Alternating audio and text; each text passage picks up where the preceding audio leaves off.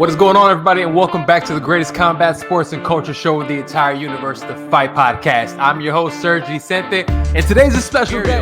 Nowani, what is going on, my brother? Welcome to the Fight Podcast. What's happening, man? Thank you for that nice introduction. Great to be on. I know we've been talking for a while, and I'm really excited and honored that you would have me on as a guest. So, Lightweight division has been on fire. So fun. Arguably the most entertained weight class in all of combat sports, because 135 pounds, not only in boxing, in MMA, in all of the organizations, is the most entertaining weight class. I don't know what it is about 135 pounders. They are monsters, right? I want no smoke with none of them. But we have some of the greatest crop coming up right now. Yeah. We got Devin Haney, who has all the belts. We got Shakur Stevenson, who is calling them out left and right. Yep. We got Tank Davis. We got those three right now that I say are at the top of the heap. It's looking more and more like we are going to get Devin Haney against Shakur Stevenson. Please. Heavyweight champion Tyson Fury has signed on to fight the lineal heavyweight MMA champion in boxing.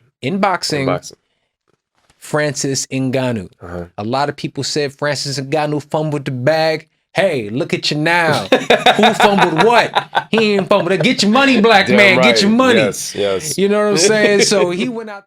Jake and Logan Paul, I hate to admit this, are the faces of boxing right now.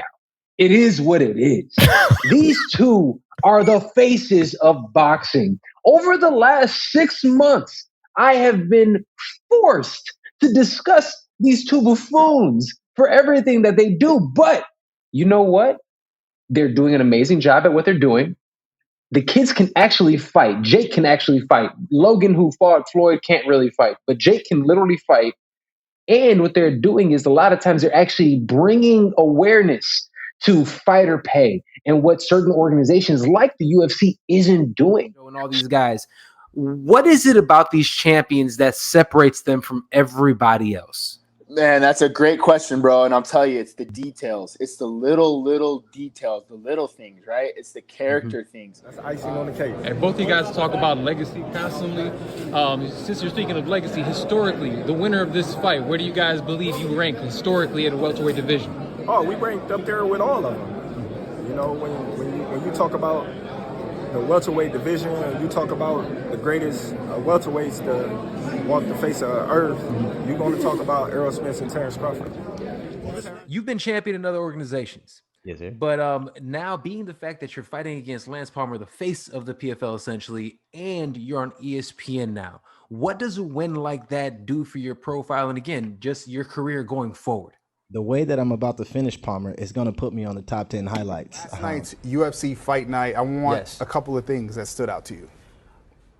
Valentina Shevchenko, who's the 125-pound champion for the UFC, is arguably top 10 in the world regardless on gender. She is incredible. And the fact that we actually have somebody who came out here, this was a rematch. She ended up fighting Liz Carmouche last night. Liz, it's crazy. I mean, Valentina Shevchenko is strong everywhere. If you want to out-grapple her, she will out-grapple you. If you think you can actually outstrike her, look at her. That's her against Jessica at her last fight, which was last month. Yeah. She's defending her belt in less than a month. How does that happen?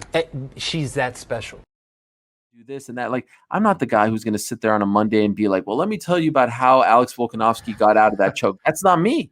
It's never been me. I've never pretended to be that. And there's some people that do that fantastic. Some people absolutely do that. Yeah. Absolutely. Dan Hardy is one of my favorite doing that. Absolutely. Those guys are great. And they are the ones that you should listen to because they have done it. But I have a degree from Syracuse University that says I could be a broadcast journalist. And we have to talk about, bro, when are you fighting for this chip? I mean, it is inevitable. I mean, come on, man. Like, I gotta fight this Magomedov kid, which, I feel like I'm a doctor. He's tough.